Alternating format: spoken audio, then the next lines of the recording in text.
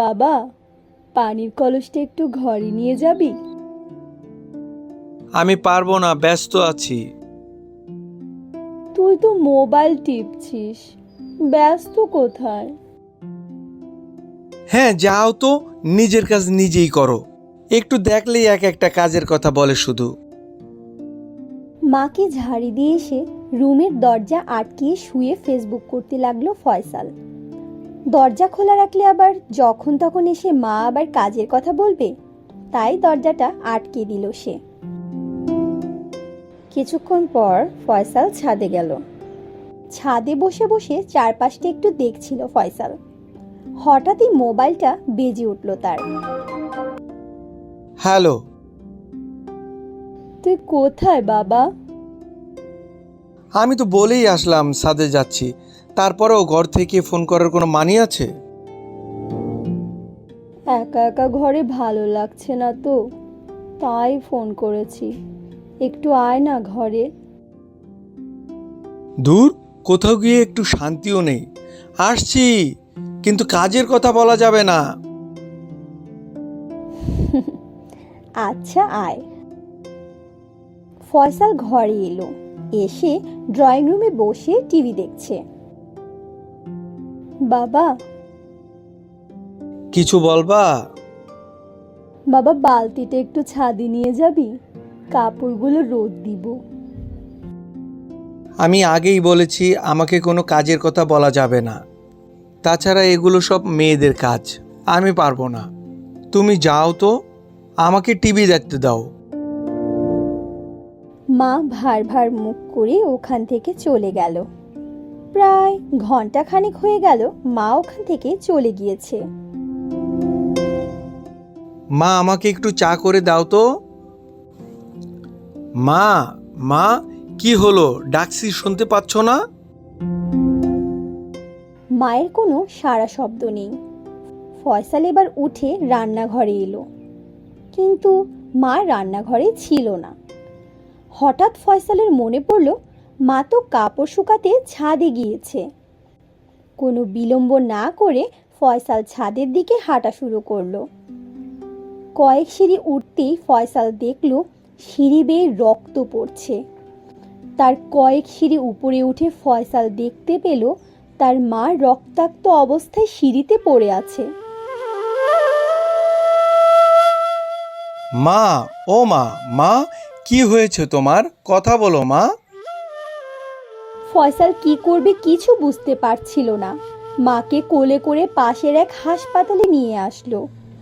ফয়সালের চাচাতো ভাই এই হাসপাতালেরই ডাক্তার, তাই নিয়ে আসতেই ওটিতে নেওয়া হলো।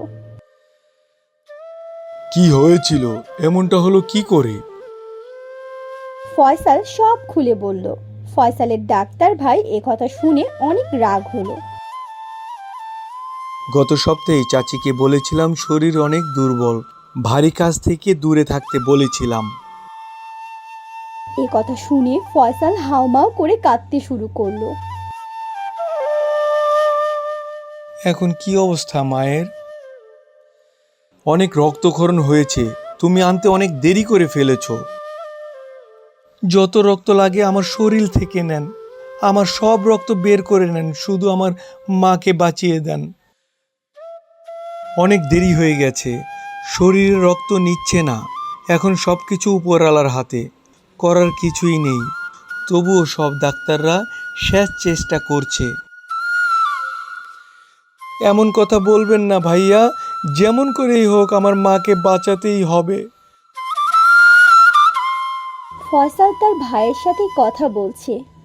এর মাঝেই সাদা কাপড়ে মুড়িয়ে একটা নিথর দেহ নিয়ে নার্স বেরিয়ে এলো।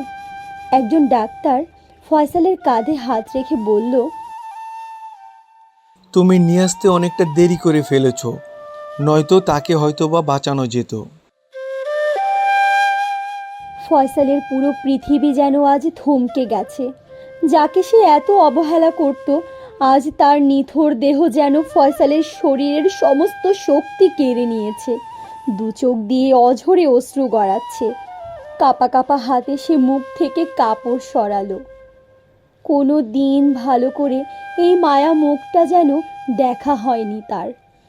পৃথিবীর সমস্ত মায়া যেন এই মুখে।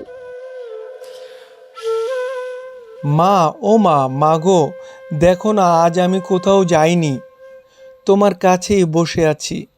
চলো গল্প করি, আজ আমি তোমার সব গল্প শুনবো। কথা বলো না মা, প্লিজ। আমি তোমার সব কাজ করে দেব, তুমি শুধু একবার কথা বলো। তুমি ছাড়া আমার যে আর কেউ নেই মা। ও মা, মা এভাবে অভিমান করে না মা, চোখ খুলো না মা। দেখো আমি কোথাও যাইনি মা, তোমার পাশেই আছি। আমি তোমাকে মোবাইল চালানো শিখাবো তো। ও মা, কথা বলো না একবার। এভাবে কেন চুপ করে আছো মা? আমার অনেক কষ্ট হচ্ছে তো। আমি নাকি পাষাণ? এই দেখো মা, আমার চোখ বাধা মানছে না। মা গো, ও মা, একবারটি কথা বলো না মা। মা, আমায় ছেড়ে যেও না মা। ও মা, মা।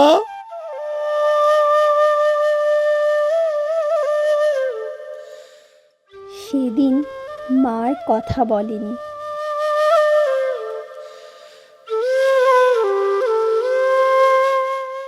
ভার্চুয়াল জগতের মাঝে আমরা এতটাই ডুবে থাকি যে পরিবারের কথাই আমরা ভুলে যাই। তারাও চায় আমাদের সাথে সময় কাটাতে, আমাদের সঙ্গ পেতে। তাই আমাদের সবার উচিত পরিবারকে সময় দেওয়া। তাদের সাথে যেটুকু সময় থাকবেন সেইটুকুই আপনার হৃদয়কে প্রশমিত করবে। মনে রাখবেন, পরিবারের একজন সদস্য একবার হারিয়ে গেলে কোনো কিছুর বিনিময়ে আর ফিরে পাবেন না।